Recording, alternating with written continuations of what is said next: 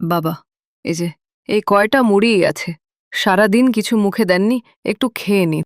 মা, তোরা নিজে না খেয়ে আমায় দিলি? আমি তো শুধু একটু আশ্রয় চাইছিলাম, খাবারের জন্য তো আসিনি। আমি কৃতজ্ঞ।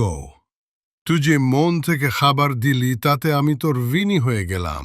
এই বলে চাচা তার ব্যাগ থেকে একটা প্যাকেট বের করলেন আর বললেন, এটুকু চাল আছে, এটা তোর ঘরের জন্য রেখে যাচ্ছে। না বাবা, আপনার লাগবে। না মা, এই চাল আমার থেকে তোমারই বেশি দরকার। এই কথা বলে চাচা চুপচাপ চালের প্যাকেটটা দিয়ে চলে গেলেন। অন্যদিকে মিলি হাসির মুখে চুলা জ্বালালো ভাত রান্নার জন্য। চুলার আছে যেন ঘরের অন্ধকারটা একটু একটু করে আলোতে ভরতে লাগল।